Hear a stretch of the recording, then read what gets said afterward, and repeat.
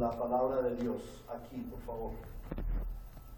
Nuestro buen Señor, nuestro buen Dios, oramos a ti en esta mañana para que tu palabra corra a ser glorificada en este lugar, para que tu palabra tome asiento en nuestras vidas, sea fundamento de nuestra vida, que la iglesia sea edificada por la predicación de tu palabra y que los santos cada día seamos más santificados por la predicación de tu palabra.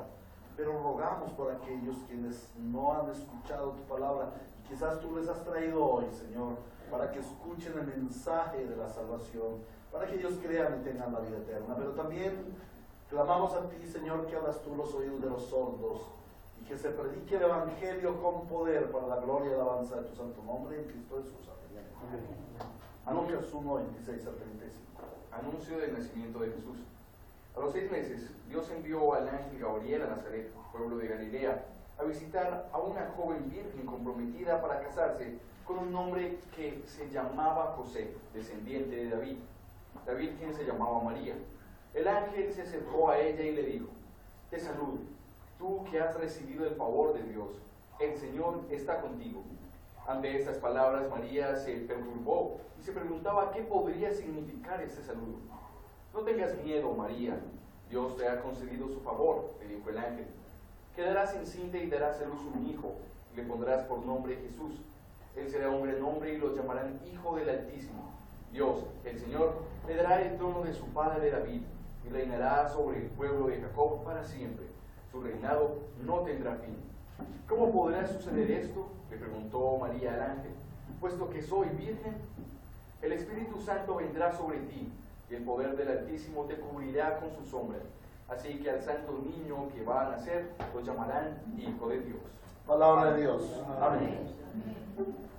Esta es la predicación de la Sagrada Palabra del Señor correspondiente al día 8 de diciembre de 2013, titulada La Inmaculada Concepción de Jesús, o mejor, la doctrina del nacimiento virginal de Jesús. ¿Amén? Para los que toman anotaciones, la Inmaculada Concepción de Jesús o la doctrina del nacimiento virginal de Jesús. ¿Por qué me di en titular atrevidamente? Y lo digo atrevidamente porque me atreví a cambiar un concepto doctrinal de la Iglesia universal, de la Iglesia de todos los tiempos, y poner la Inmaculada Concepción de Jesús. Es que en el calendario litúrgico de la religión tradicional y en las costumbres tradicionales de los diferentes pueblos hemos entrado en la época del año llamada la Navidad. Y en la Navidad se supone que es un tiempo para recordar el evento más importante de la historia humana. ¿Cuál es el evento más importante de la historia humana? El advenimiento de nuestro Señor y Salvador Jesucristo. Y esta celebración ha sido distorsionada y se ha convertido en una mercadería hasta el punto de que lo que menos se evoca es este magno evento. Y uno de los aspectos que más se han corrompido respecto de la historia bíblica es la participación de María, la madre de nuestro Señor Jesucristo. Esto ha causado que la iglesia se haya dividido, esto ha causado muchos problemas, y este asunto de la Navidad incluso en este momento está produciendo contiendas entre los mismos hermanos. ¿Y por qué se producen contiendas entre los hermanos? Porque no hay un conocimiento bíblico. Lo que nosotros queremos tener es el conocimiento bíblico. Como pastor, yo no soy la persona que debo decirles a ustedes qué hagan o qué no hagan, en qué deben creer o en qué no deben creer. Mi función pastoral, mi función como siervo del Señor es exponer ante ustedes las Escrituras para que crean a Dios y para que hagan lo que Dios dice. Yo no soy un sargento militar que está pendiente de ver ustedes qué hacen y qué no hacen para ponerlos a hacer lo que a mí me parece que deben hacer. Cada uno, conforme a la gracia que Cristo el Señor le ha dado, celebra las fiestas. Y conforme a la instrucción que el Señor da, celebra las fiestas. ¿Correcto? Entonces, no quiero referirme en esta oportunidad a qué hacer, a qué no hacer o a qué no creer. Vamos a exponer la doctrina del nacimiento virginal de nuestro Señor Jesucristo.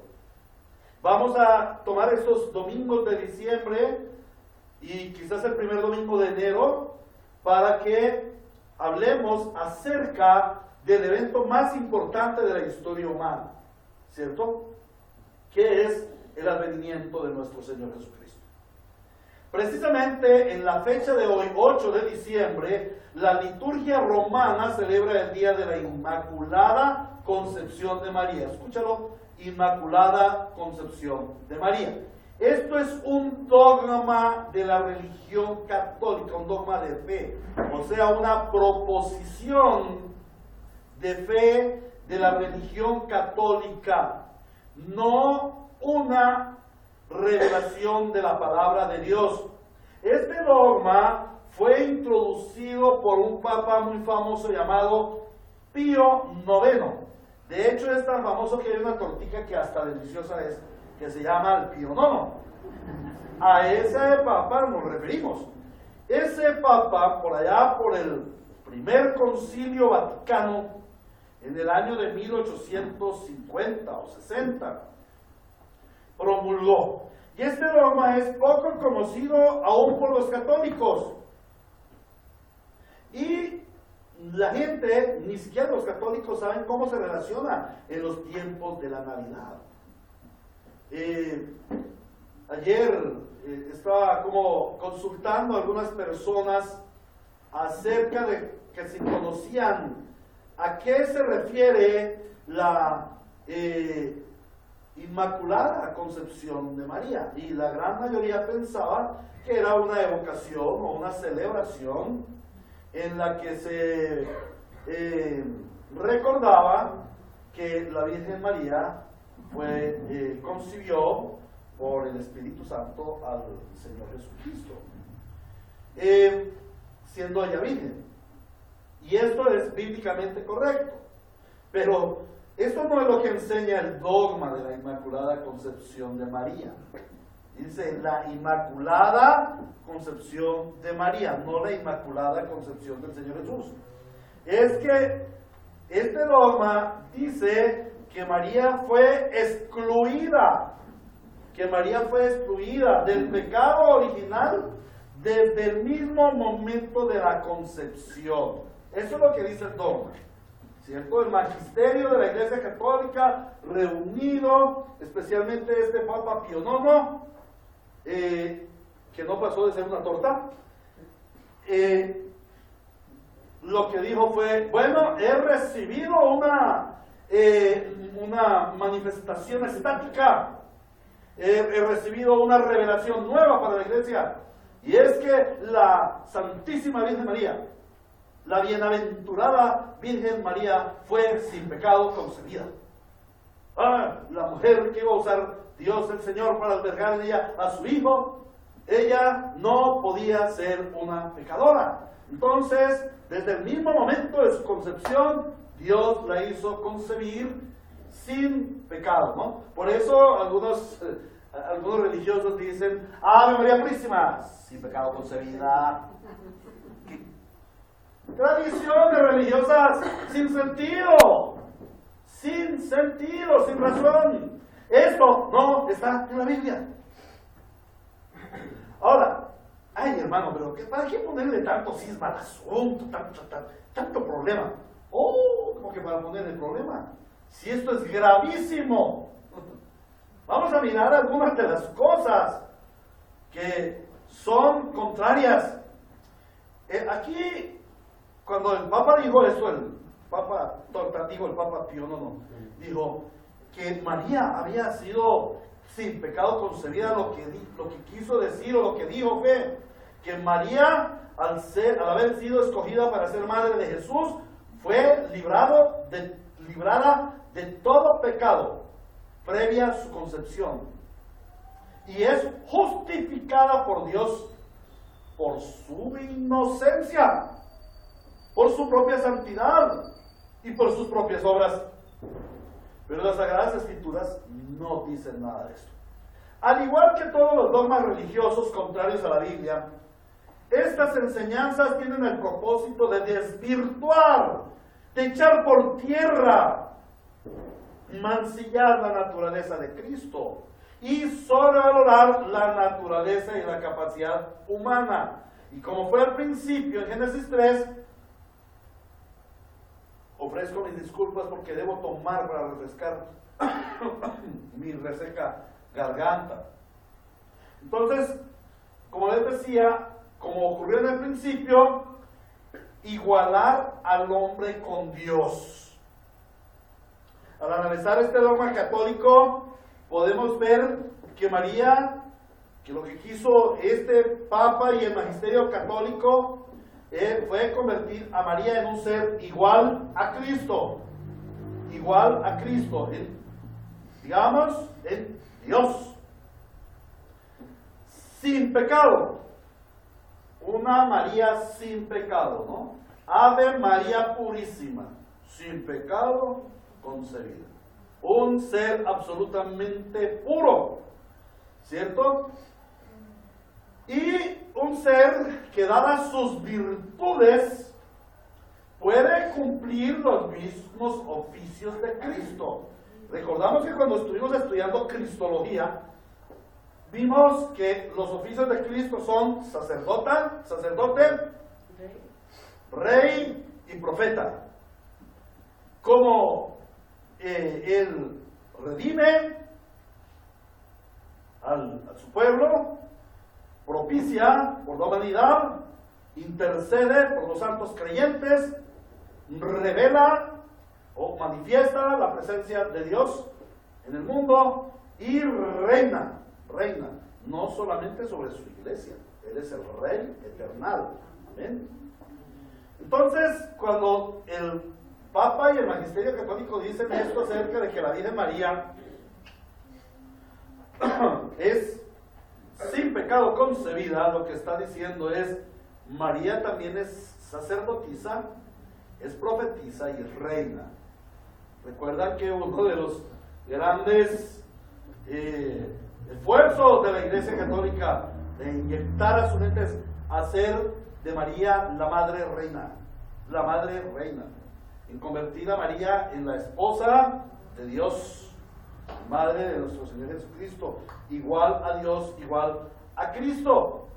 Y si ella es corredentora, y si ella es intercesora, y si ella revela mensajes de Dios, y si ella es cogobernadora, reina, corregente, pues ella es dignísima, es merecedora de adoración y gloria, y lo cual se hace en esta fecha.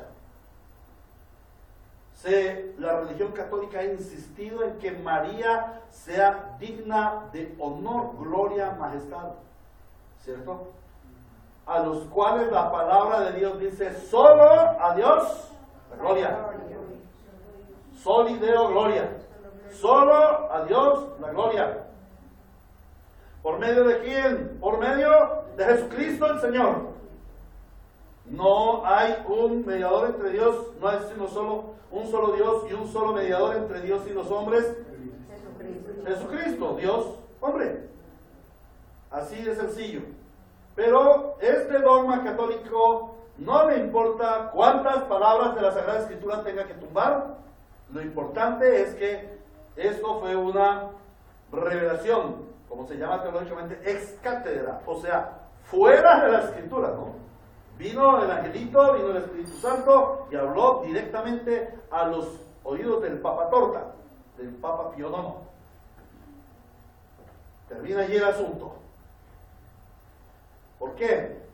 Porque no está en la Escritura.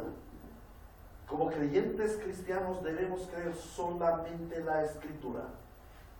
Cuando las personas no conocen la verdad, tienen la tendencia de irse hacia un extremo. Y la religión católica, al no conocer la verdad, al esconder la Sagrada Escritura, se ha ido al extremo de la mariolatría, al extremo de hacer que la Virgen sea Dios. Y esto no lo vemos por ningún ningún lugar en las Escrituras. Al contrario, veamos a la luz de las Escrituras algunos graves errores de esta falsa doctrina. Les invito allí en el Evangelio según San Lucas, capítulo 1, versículo 31 al 33. Dice, quedarás encinta y darás a luz un hijo y le pondrás por nombre Jesús. Él será un gran hombre y lo llamarán Hijo del Altísimo. Dios el Señor le dará el trono de su padre David y reinará sobre el pueblo de Jacob para siempre y su reinado no tendrá fin. Aquí se centra única y exclusivamente en la persona de nuestro Señor Jesucristo. Como Hijo de Dios, Hijo del Altísimo y Rey de su pueblo para siempre y su reinado no tendrá fin. Amén. Aquí no habla de la Virgen Reina por ningún lado. Pero adelantémonos un poquito y vamos al versículo 38, 1:38 de San Lucas, que dice allí: aquí tienes a la sierva del Señor, contestó María, que Él haga conmigo como me has dicho. Y con esto el ángel la dejó. Aquí está hablando no de una María diosa y reina, porque Dios rey, porque Dios que es rey gobierna, manda, y los vasallos obedecemos. Bueno, pues aquí la Virgen María comprendió que ella no era rey ni Dios. Ella misma expresó públicamente, a voz en cuello, le dijo al ángel: yo no soy más que una sierva. ¿De quién? De alguien que es Señor absoluto. Aquí la palabra Kurios o Kyrios, Señor de señores, Rey de reyes. Pasemos luego al versículo 46 y 47 allí en el Magnificat. Dice: entonces dijo María, mi alma glorifica al Señor. No, mi alma demanda la gloria. Mi alma le da gloria a Dios. ¿Cierto? Dice, y mi espíritu se regocija en Dios mi Salvador. No dice, y el Espíritu de Dios en mí. El Espíritu de Dios inherente a mí. No dice, y mi espíritu humano, mi ser interior, se regocija en Dios. Y ese Dios es mi Salvador. Un momentico, aquí ella está diciendo que ella necesita un Salvador. Y se necesita un Salvador, ¿es por qué? Porque ella reconoce su falencia, su naturaleza de pecado. Necesita un Salvador. Luego, Romanos capítulo 3, 23, que debemos saberlo, dice, pues, por cuanto todos pecaron, están destituidos de la gloria de Dios, como dice la Nueva Versión Internacional, pues todos han pecado y están privados de la gloria de Dios. Toda la Escritura nos enseña que todo hombre, y eso incluye a la Virgen María, es pecador, y que ninguno se puede justificar ante Dios por sus propias obras.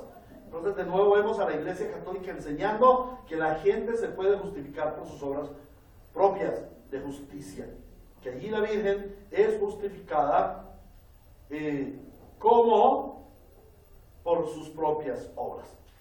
Ahora, el hecho de que rechacemos el dogma católico romano de la Inmaculada Concepción y de otros dogmas marianos no implica que no reconozcamos que María sí fue escogida por Dios para este especial servicio, y que sin duda alguna era una doncella virtuosa y piadosa.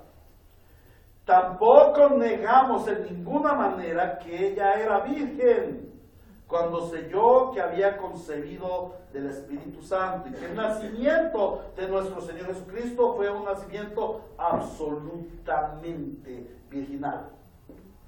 Eso realmente nosotros lo creemos, ¿cierto? Y no solamente ellos, sino que de ninguna manera vamos a irrespetar a una mujer santa, pero no santa por lo que ella hizo, no santa porque ella albergó al santo ser. Creemos en su santidad porque fue justificada ante Dios por la obra lograda en la cruz por nuestro Señor Jesucristo. No por la obra de haber ella albergado al Señor Jesucristo, sino por la obra del Señor Jesucristo en la cruz. ¿Cuál fue la obra del Señor Jesucristo en la cruz? Derramar su sangre para justificarnos a nosotros. De tal forma que nosotros no creemos el dogma católico. No veneramos, ni adoramos, ni rendimos culto a María, la Madre del Señor Jesús, que fue virgen en la concepción y en el nacimiento de nuestro Señor Jesucristo. Pero tampoco la odiamos, ni tampoco arremetemos contra ella, ¿cierto? Ni tampoco la comparamos con la gran ramera o cosas así, como algunas personas. Si usted lo hace, por favor, no lo vuelva a hacer. No lo vuelva a hacer. Porque es una hermana a quien vamos a ver en el santo cielo y con quien vamos a compartir las bodas del Cordero. ¿Correcto? Es una hermana santa. Y la palabra de Dios dice que debemos honrarnos los unos a los otros y tener en alta estima a nuestros propios hermanos. Entonces tampoco somos como enemigos de la Virgen María, ni negamos su virginidad ni nada de eso. Ahora, a pesar de que nosotros creamos estas cosas acerca de la Virgen María, que ella fue escogida por Dios, elegida, que fue una doncella virtuosa, piadosa, que fue virgen en la concepción y nacimiento de nuestro Señor Jesucristo, eso no es lo que especialmente creemos. Lo que nosotros especialmente creemos, y aquí ya cambia nuestra enseñanza de esta mañana. Salimos de la Virgen María para entrarnos a la persona más importante, al centro de nuestra iglesia, la persona de nuestro Señor Jesucristo. Amén. Amén. Lo que nosotros especialmente creemos, conforme a las Sagradas Escrituras, es que quien sí fue concebido en forma absolutamente inmaculada es Jesucristo el Señor, y no María. María fue concebida por una señora Ana y su esposo, quien también está aquí en Lucas, por si acaso. Exactamente. Vamos a mirar si eso aquí. Bueno, eso no lo estudié, pero mira. Bueno, dice que Joaquín debe serlo, porque yo aquí habla más bien de la genealogía de José. Entonces, creemos que ella fue concebida por un hombre y una mujer, naturalmente, no sin pecado. Pero quien sí fue concebido, no por José y María, sino del Espíritu Santo en la Virgen María, es el Señor Jesucristo. Y este acto maravilloso de Dios se le conoce teológicamente como la doctrina del nacimiento virginal de Cristo.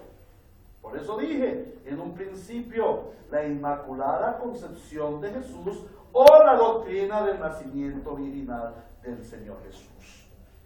Entonces, vamos a mirar en este sermón tres aspectos de la doctrina del nacimiento virginal del Señor Jesús.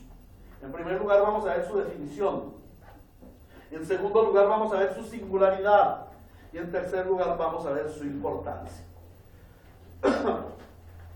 Veamos primero la definición de lo que es el nacimiento virginal del Señor Jesús o la concepción inmaculada del Señor Jesús.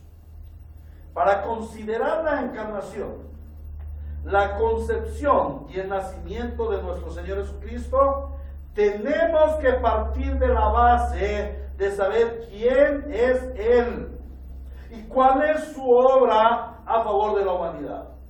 Es imposible comprender, entender y aceptar la doctrina bíblica de la Inmaculada Concepción, el nacimiento virginal de nuestro Señor Jesucristo, si no reconocemos dos cosas. Primero, su doble naturaleza. Dios, hombre. Dios, hombre. Y su misión. ¿Cuál es su misión? La misión salvífica. Y esto es lo que contempla la Sagrada Escritura. Cristo en su ser, doble naturaleza, Dios y hombre. Cristo en su acción, salvífica en favor de su pueblo escogido. Ahora, vamos a trasladarnos un poquito, como la iglesia ha venido estudiando el credo. ¿Qué creemos nosotros? Vamos a trasladarnos un poquito a nuestro credo cristiano. Como creyentes cristianos basados en las Sagradas Escrituras, enuncia el credo. Creemos en un solo Señor Jesucristo, Hijo único de Dios, nacido del Padre antes de todos los siglos. Dios de Dios, luz de luz, Dios verdadero, Dios de Dios verdadero, engendrado, no creado, de la misma naturaleza del Padre, por quien todo fue hecho, que por nosotros y por nuestra salvación bajó del cielo. Por obra del Espíritu Santo se encarnó de María, la Virgen, y se hizo hombre. Hasta aquí la referencia del credo niceno. Ahora, procedamos a mirar algunos textos bíblicos en los cuales se fundamenta la doctrina de la Inmaculada Concepción o el nacimiento virginal de Jesús. Y vámonos a los principios. A mí me gusta siempre irme a los principios, al fundamento, a los orígenes de todas las cosas. Les invito a que abramos la Biblia en Génesis capítulo 3. Génesis 3, versículos 14 y 15. Recordamos un poco el contexto, allí donde dice que Adán y Eva pecaron, se escondieron, vino Dios, se paseaba por el jardín, y entonces ellos estaban escondidos, los llamó a cuentas. Y aquí el Señor procede a hacer su juicio. Y el primer juicio lo hace contra la serpiente. Génesis 3, 14 y 15 dice, dijo el Señor entonces a la serpiente: por causa de lo que has hecho, maldita serás entre todos los animales, tanto domésticos como salvajes. Te arrastrarás sobre tu vientre y comerás polvo todos los días de tu vida. Y pondré enemistad entre tú y la mujer, y entre tu simiente y la de ella. Su simiente, ¿cuál simiente? La simiente de la mujer aplastará la cabeza, pero tú le morderás el talón.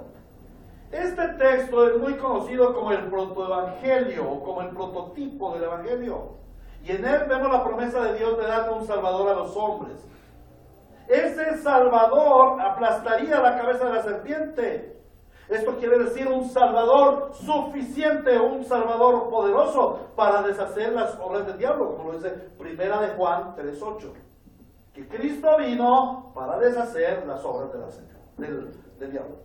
¿Y cuál es la señal para reconocer a este Salvador? La señal característica de este Salvador es que provendrá de la simiente de la mujer. Dice, y su simiente te aplastará la cabeza. La simiente de la mujer le aplastará la cabeza a la serpiente. Ahora, indudablemente no se refiere a los hijos de Eva. Miremos los hijos de Eva. Primero fue Caín. Segundo fue Abel. ¿Encontramos en ellos al Redentor? No, de ninguna manera. Ninguno de ellos redimió. Luego encontramos a Set, que son los que luego tuvo más hijos e hijas. Tuvieron más hijos e hijas, pero los nombrados allí son Caín, Abel y Set. Y ninguno de ellos fue Redentor. Entonces no se refiere a los hijos de Eva. Tampoco se refiere a un hombre cualquiera nacido de una mujer, puesto que todos los seres humanos nacemos de mujer. Entonces no se refiere a un hombre nacido de mujer. Y tampoco se refiere, como lo ha dicho la religión católica, a la Virgen María. La Virgen María no es la redentora. Ellos han tomado que la simiente de la mujer, y que es por la mujer que la serpiente va a ser aplastada en su cabeza. No, allí no habla de que sea la mujer. Allí habla de la simiente de la mujer. Ahora, ¿qué es eso de la simiente de la mujer? Hermanos queridos, la simiente de la mujer es algo realmente imposible. Eso no existe. No hay simiente de la mujer. ¿Por qué? Porque la palabra hebrea para simiente es será, y es de género masculino. La mujer sencillamente no tiene simiente. La simiente, acuérdate, la palabra semen viene de semilla, simiente. La simiente la aporta el varón. Por lo tanto, no hay simiente de mujer, porque la mujer no produce simiente. Pero precisamente en esto consiste la señal. Ahí es donde está la señal. En que una mujer dará a luz un hijo sin la intervención de una simiente de varón natural. Y ese único y extraordinario ser solamente pudo ser el Señor Jesucristo, engendrado en el vientre de la Virgen María en forma inmaculada, o sea, sin intervención de varón, por el Espíritu Santo y solo por el Espíritu Santo. Ahora, veamos la confirmación de este extraordinario hecho en las genealogías del Señor Jesús. Vamos a ir a Mateo, en el capítulo 1, Evangelio según San Mateo, capítulo 1. Y vemos cómo en las tablas de las generaciones o en las tablas genealógicas hay una seguridad. Dice, tabla genealógica de Jesucristo, hijo de David, Mateo 1:1. Tabla genealógica de Jesucristo, hijo de David, hijo de Abraham. Abraham fue el padre de Isaac, Isaac el padre de Jacob, Jacob el padre de Judá y de sus hermanos, Judá padre de Fares y de Zerah, cuya madre fue Tamar, Fares padre de Hebron, Hebron padre de Aram. Vámonos al versículo 13. Zorobabel padre de Abiud. Y así, entre el 3 y el 13, todos padre de fulano, padre de fulano. Zorobabel padre de Abiud, Abiud padre de Eliakim, Eliakim padre de Azor, Azor padre de Sadoc, Sadoc padre de Aquim, Aquim padre de Eliud, Eliud padre de Eleazar, Eleazar padre de Matán, Matán padre de Jacob. Y Jacob fue padre de José, que fue a la vez padre de nuestro Señor Jesucristo. No, ahí no dice eso. Ahí dice, y Jacob fue padre de José, que fue el esposo de María. No es padre de Jesús. Allí dice que fue el padre del esposo de María. ¿Cómo así que el esposo de María? Sí, de María, esa virgen que concibió un hijo llamado Jesús el Cristo. No es el papá. No es el papá, ¿correcto? Ahora vamos a Lucas, en el capítulo 3 y en el versículo 23. Dice, Jesús tenía unos 30 años cuando comenzó su ministerio y era hijo, según se creía, según la gente pensaba, de José. Pero del resto de las genealogías dice, Jesús fue hijo de Eli, que fue hijo de Matat, que fue hijo de Leví, hijo de Melquí, hijo de Hanai, hijo de José, hijo de Matatías, hijo de Amós, hijo de Nahum. De todos se aseguran quién fue su papá. Pero del único que no se asegura que José, un varón, fue su papá, fue el Señor Jesús.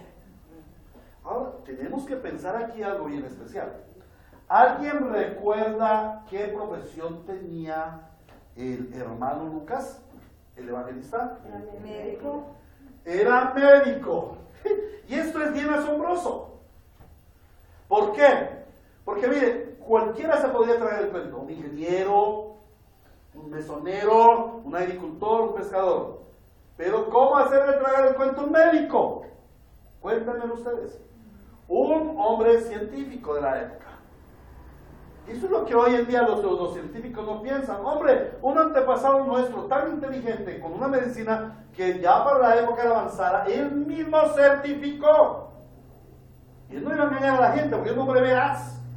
¿A quién le estaba escribiendo? Le estaba escribiendo a nadie más y a nadie menos que a Teófilo, un hombre al parecer griego. Teófilo, un hombre que quería aprender del Señor. Era un hombre que tenía poder en la época. Y que donde Lucas lo hubiera engañado, mire, tome y lleve. Pero Lucas estaba escribiendo algo que él sabía que había sucedido así. Ahora, tenemos que mirar en el Evangelio según San Lucas una gran particularidad. Y es que Lucas fue un exhaustivo investigador. Él corrió a las fuentes, se dice, y hay muchos autores, hay muchos estudiosos bíblicos a quienes nos gusta ir al Evangelio de San Lucas, porque el Evangelio de San Lucas es bastante minucioso en el relato, bastante organizado. Y aquí Lucas nos habla de un nacimiento virginal del Señor Jesucristo. O sea que no fue un asunto de así porque sí, sino que fue comprobado. Y un hombre con la ciencia pudo comprobar. Muy seguramente, pienso yo, preguntó a la Virgen María acerca de los síntomas, acerca de la virginidad, acerca de todas estas cosas, porque Lucas no tragaba entero. Y si Lucas lo consignó en el Santo Libro por inspiración del Espíritu Santo, es porque es verdad. Miren los instrumentos que usa Dios para confirmarnos las cosas. No lo habíamos mirado así, ¿cierto? Que anteriormente no habíamos analizado ese aspecto, ¿cierto?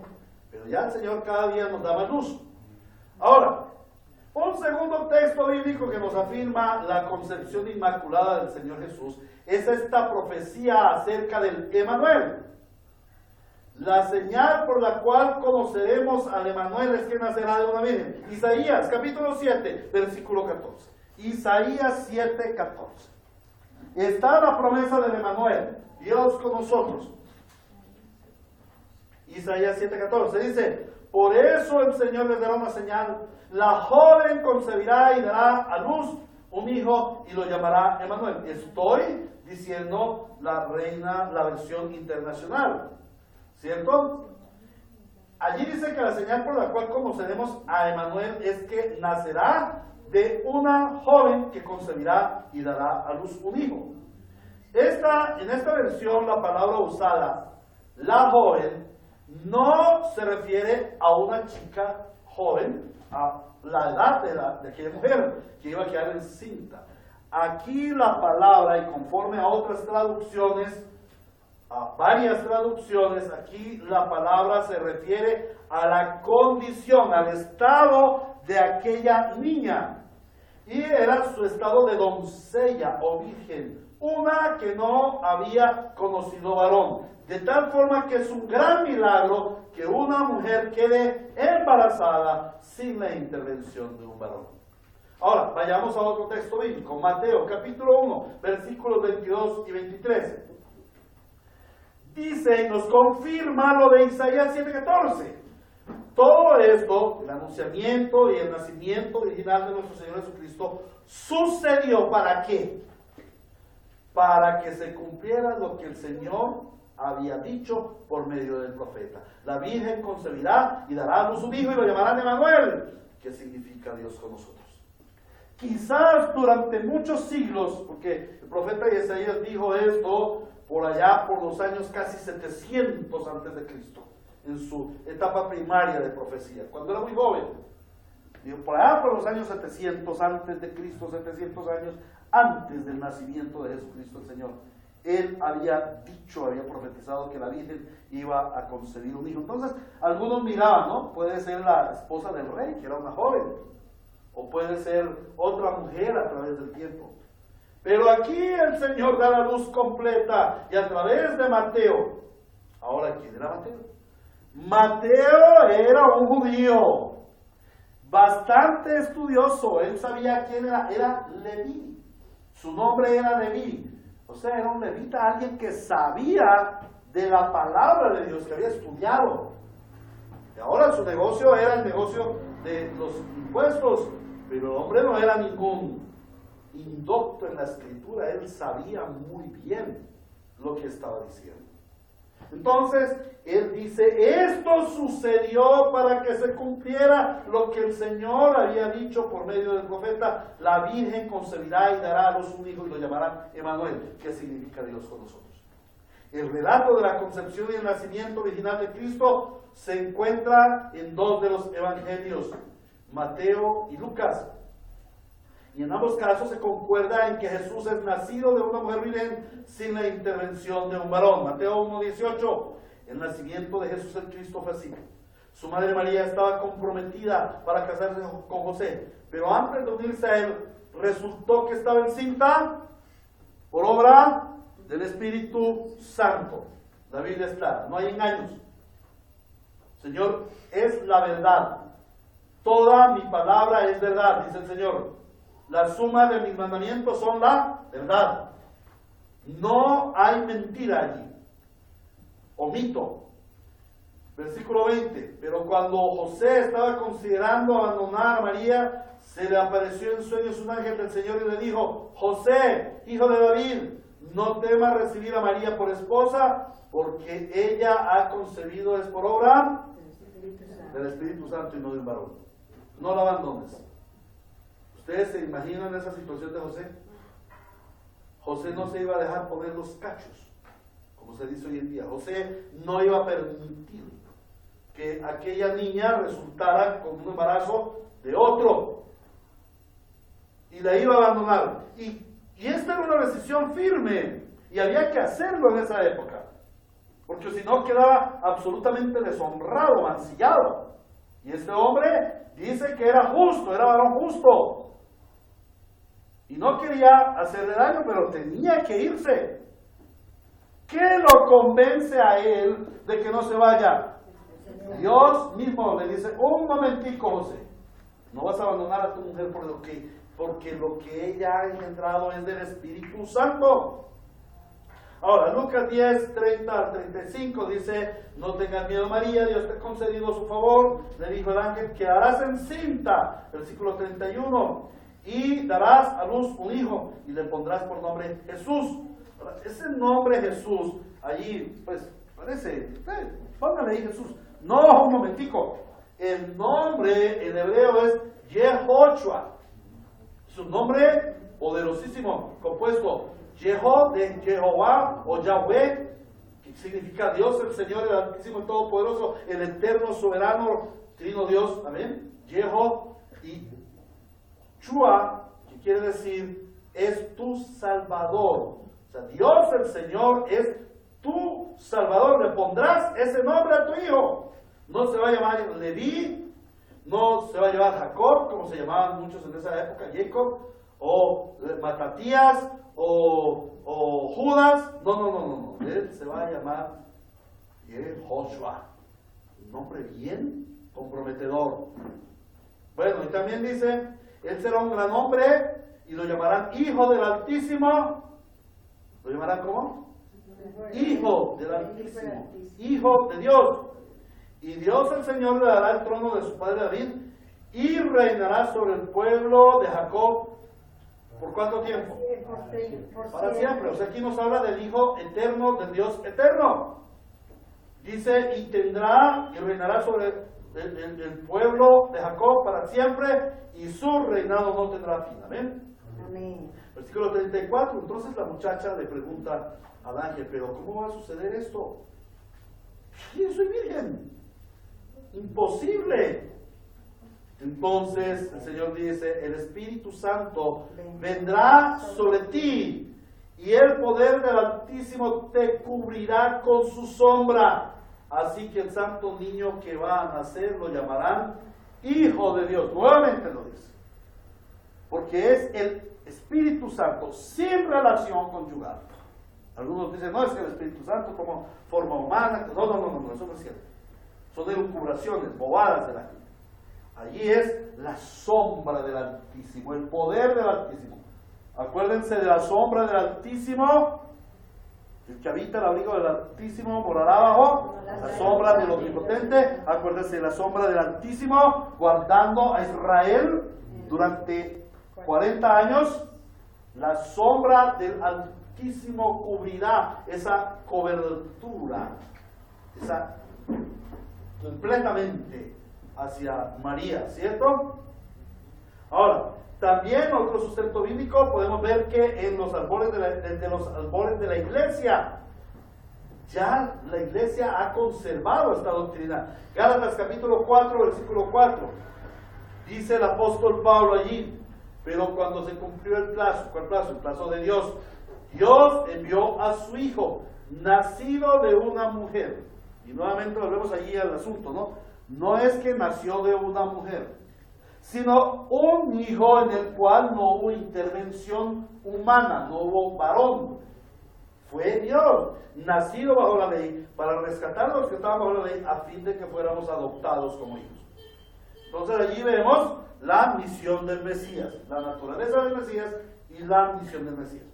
Definitivamente la Escritura es clara al exponer la doctrina de la Inmaculada Concepción y Virginal Nacimiento de nuestro Señor Jesucristo. La pregunta es, ¿nos quedan dudas de que Cristo fue inmaculadamente concebido y virginalmente nacido? No puede haberlo. ¿Por qué? Porque la Escritura lo dice. Porque un científico da testimonio. Porque los hombres a través de los años, la Iglesia a través de los años, por el poder del Espíritu Santo, así nos lo ha revelado. Y aquel que ponga dudas a esto, pues hermano, tiene que enfrentarse con la verdad. Imposible ponerle dudas. Dios mismo lo ha dicho. Ahora, vamos a ver en segundo lugar la singularidad. El haber conocido este presupuesto bíblico, esta presuposición bíblica, este fundamento bíblico nos debe llevar a la singularidad, a conocer la singularidad de ese nacimiento virginal. Y un aspecto que debemos tener en cuenta al estudiar la doctrina es que a través de los tiempos ha encontrado muchos enemigos y detractores. Por una parte son muchos los que han negado la Inmaculada Concepción y el virginal nacimiento. Dicen, no, eso no pudo haber existido así, eso es imposible, eso es antinatura. Otros niegan la humanidad de Cristo, dicen, no, un momento, lo que pasó fue que no fue que él haya nacido así, él parecía que fuera de carne, pero no era carne, ¿verdad? Parecía de carne, pero no era carne. Era algo así como un holograma con masa, pero no era carne, no era hijo, no era humano. Y otros niegan la deidad de Cristo. Entonces dicen, no, un momentico. Lo que pasó fue que sí, José y María tuvieron sus relaciones, o quizás otro ser, y vino el muchacho, pero él no era Dios, ni fue engendrado por Dios. Es luego, en el bautismo, cuando el Espíritu Santo entra en él y lo hace Dios. Esto no es verdad en ningún lado. Dice así.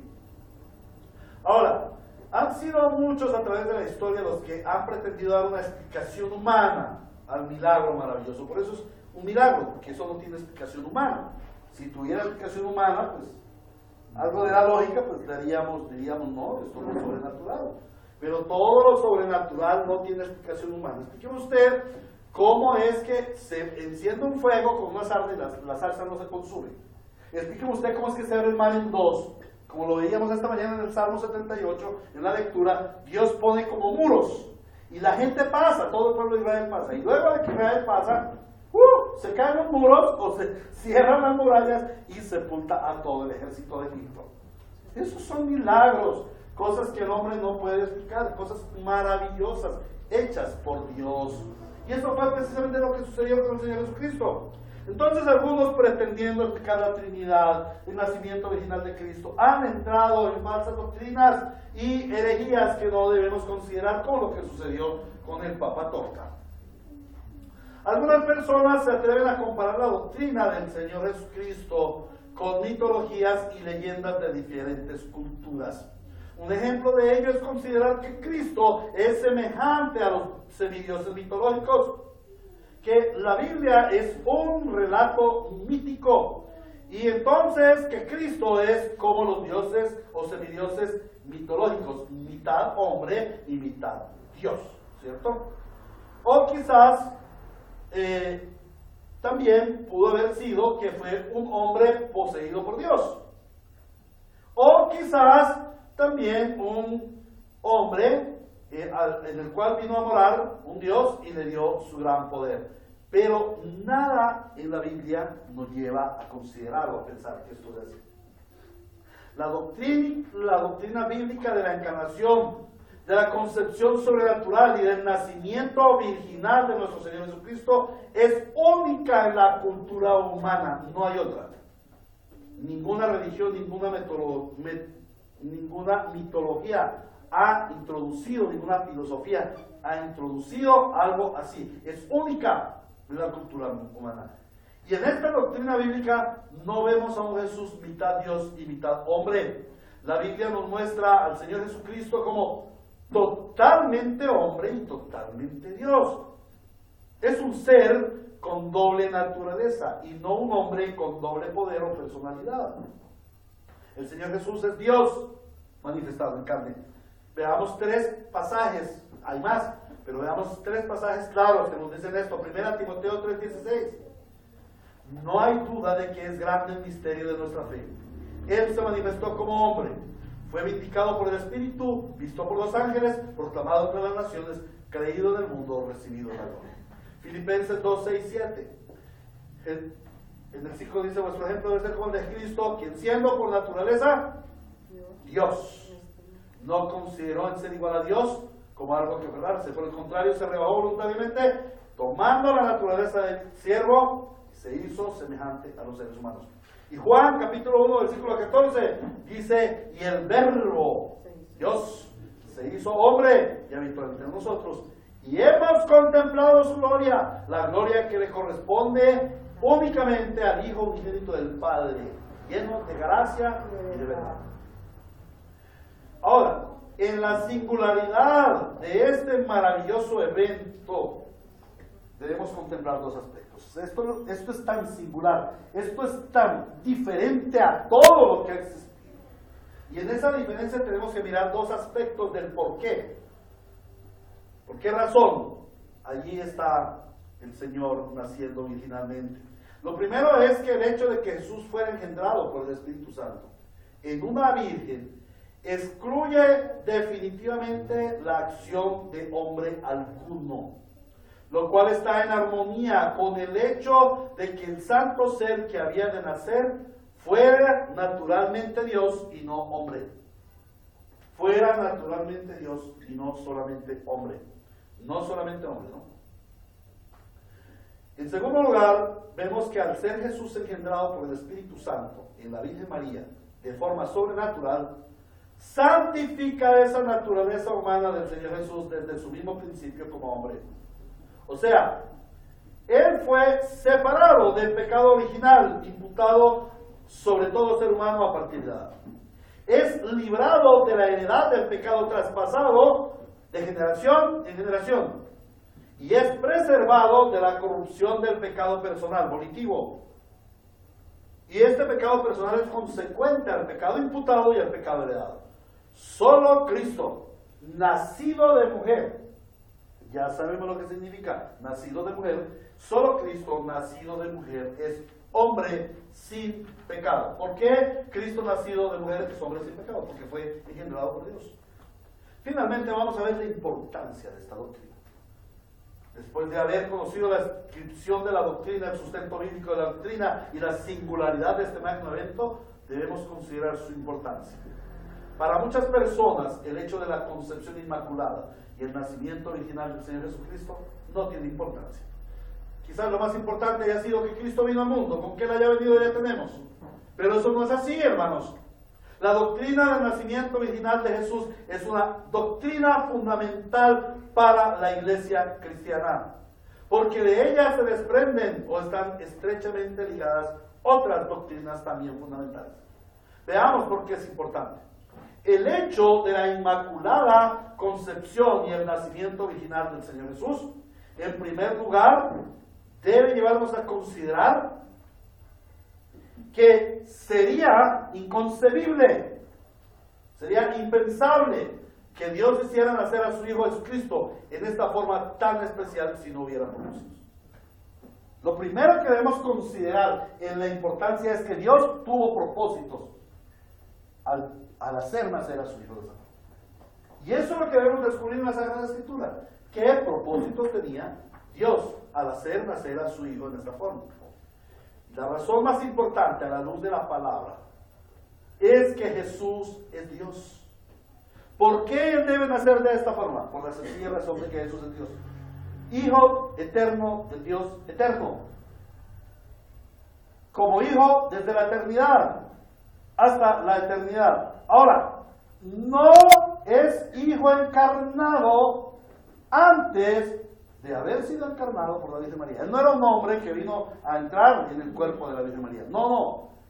Dios es espíritu y el Hijo es espíritu en la eternidad pasada. Pero luego de Él haber venido y haber tomado forma de hombre, engendrado por el Espíritu Santo, concebido en una mujer virgen, entonces Él se convierte en carne, Dios se manifiesta en carne. Y la segunda persona de la Santa Trinidad, no me gusta mucho decir la segunda por lo que nosotros decimos primero, segundo y tercero, ¿no? Sino la segunda persona que vemos en la Escritura de la deidad, o sea, Jesucristo el Señor, el Hijo. Entonces, esa segunda persona viene a ser carne. Dios manifestado a los hombres en forma de carne. Ahora, lo que es nacido de carne, carne es, dice la palabra, pero lo que es del Espíritu, Espíritu es. De tal forma que el Hijo de Dios, quien es Dios, no es nacido de sangre, ni de carne, ni de voluntad de hombre alguno, sino que es de Dios. Y por ser de Dios, debe nacer en la Virgen María, y no de otra forma. O sea, no que un hombre haya intervenido. Pero en segundo lugar, vemos la misión salvífica. Si el Señor Jesús no hubiese nacido de esta manera, sino que hubiese sido engendrado por un hombre natural, descendiente de Adán, llevaría sobre sí el estigma del pecado original y tendría que ser participante de la culpa de todos los hombres y merecedor del castigo de Dios, lo cual lo inhabilitaría para desarrollar su función como Salvador. Lo inhabilitaría para desarrollar su función como mediador entre Dios y los hombres. Ahora, en la mediación, miremos la mediación. En la mediación, ¿qué significa la mediación? Alguien que media, es como un garante, como un, ¿cómo se llama? Como un puente. Como un puente. Bueno, sí, está bien, como alguien que establece un puente relacional. Entonces, vemos que en la mediación es necesario que el mediador sea hombre. ¿Para qué hombre? Para representar a los hombres. Para representar a la humanidad caída. Recuerdan que en la primera intervención, en la primera dispensación del Antiguo Testamento, cuando el Señor le da la ley a Moisés, allí hay mediador de parte del hombre y mediador de parte de Dios. El mediador de parte del hombre era Moisés. Y el mediador de parte de Dios, el ángel. El ángel. ¿Cierto?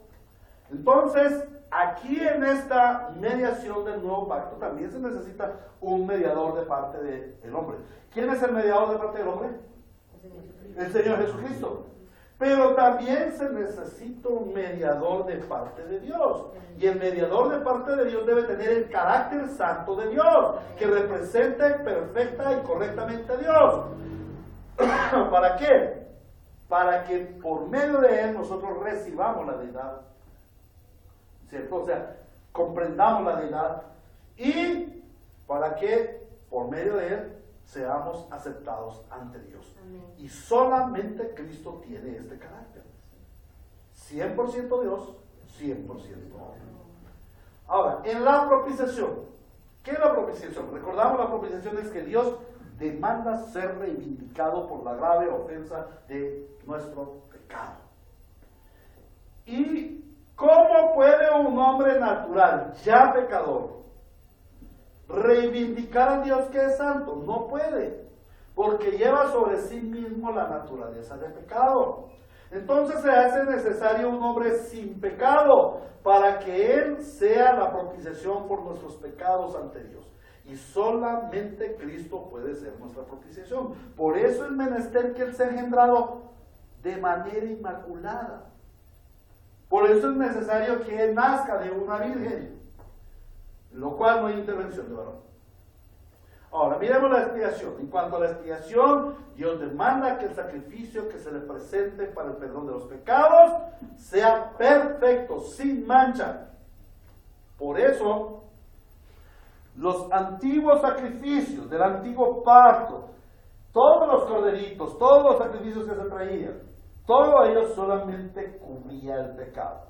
Pero como que lo estuvimos estudiando en Juan 1:29, donde dice, Juan el Bautista le dice a todos, mira, Miren, aquí tienen, ya ha llegado, está en medio de nosotros el Cordero de Dios que cubre el pecado del mundo. Que quita. Los sacrificios del pasado solo cubrían. El sacrificio del mediador, del expiador perfecto, del Cordero Santo y sin mancha, quita el pecado. Solamente Cristo puede expiar, puede quitar nuestro pecado, por cuanto Él fue nacido sin pecado. Es el Cordero perfecto. Amén.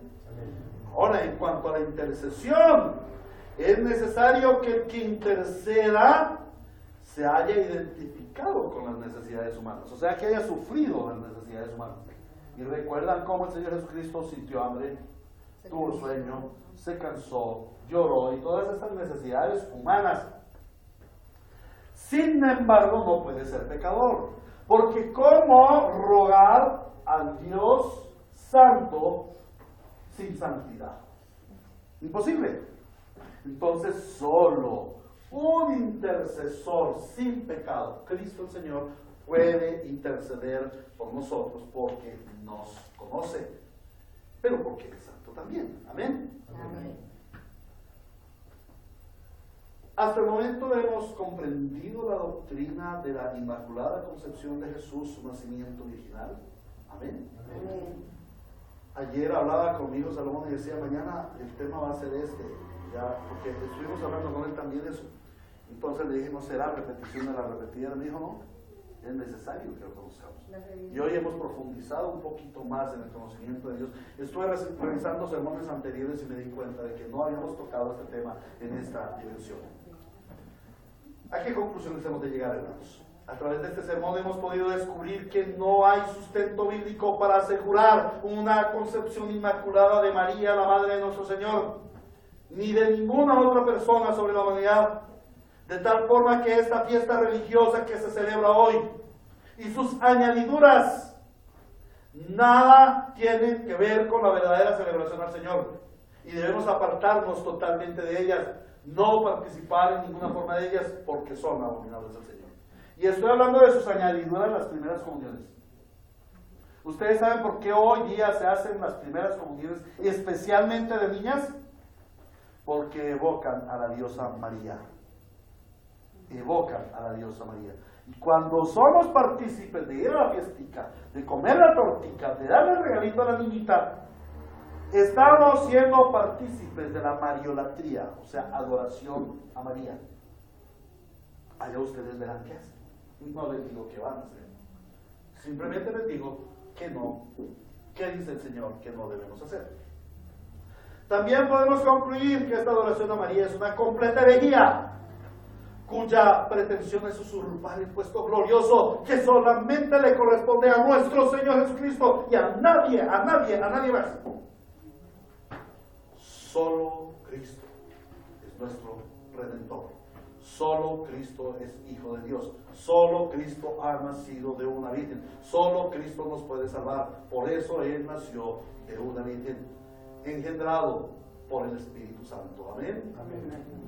Pero la más importante conclusión del sermón de esta mañana es que hay un solo y precioso ser que fue inmaculadamente concebido, sobrenaturalmente engendrado a Dios mismo y virginalmente nacido. Por ello Él es llamado Hijo de Dios con poder, y también Emmanuel, que significa Dios con nosotros. Jesús es nuestro Salvador.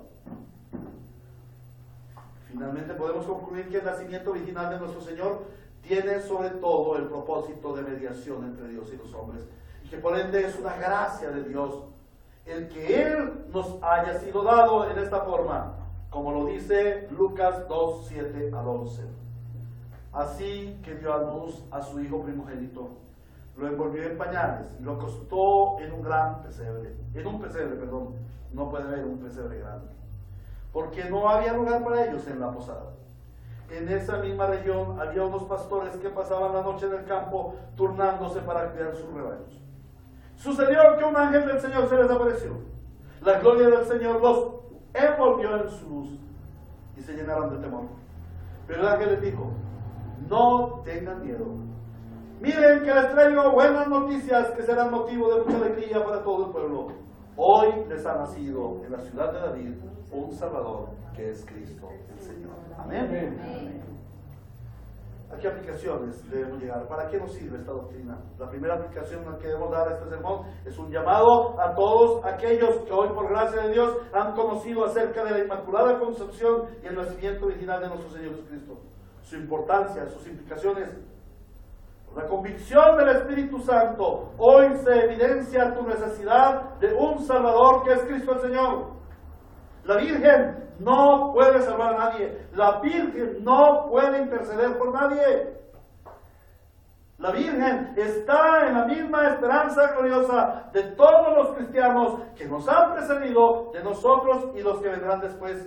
La esperanza gloriosa de la pronta venida y de la consumación de nuestra salvación. La Virgen no está en el cielo a la diestra del Padre, porque ella no fue concebida sin pecado. Ella sufrió el mismo proceso de todos nosotros, los pecadores. Entonces, hoy el Señor te evidencia, tú necesitas a un solo Salvador. María no te puede salvar, ni puede acompañar a Jesús en su salvación. El único que fue a la cruz, el único que derramó su sangre para nuestra salvación, es el Señor Jesucristo. Corre a Él. Hoy el Dios eterno te llama al arrepentimiento y te dice: ven, corre a Cristo. Corre a Cristo, porque solo Él es tu Salvador. Amén. Pero también quiero dirigirme a los hermanos de la común fe. Es tiempo, o este mensaje ha de llevarnos a meditar en las gloriosas riquezas de la sabiduría de Dios. Es tiempo de contemplar al Hijo encarnado. Estamos pasando los tiempos de Navidad, tiempos en los que estamos expuestos a muchas cosas. Salir con nuestros familiares, tomarnos unos chorros, caer en el pecado de la embriaguez, aún en la lascivia, aún en la depresión. Pero miremos al Hijo encarnado y virginalmente nacido. ¿Cuál es su naturaleza y cuál es su obra? Es tiempo de volver nuestra mirada al precioso Redentor en todas sus virtudes. Hijo de Dios, Emmanuel, Dios con nosotros, el Cordero Santo de Dios, la puerta de las ovejas, el pan que da vida. Debemos considerar más y más en las razones divinas para su encarnación. ¿Qué razones tuvo Dios para encarnar al Hijo? Para encarnarlo en forma inmaculada y darle un nacimiento virginal. ¿Y para qué debemos meditar en ello? Para darle importancia en nuestras vidas. Y al darle importancia, entonces le amaremos más y derramaremos sobre él nuestra piedad. A Dios sea toda la gloria en su iglesia por siempre. Amén. Y damos gracias a Dios el Señor porque nos ha revelado su palabra y hoy hemos podido conocer un aspecto más de Cristo en nuestras vidas. Oremos, amados hermanos.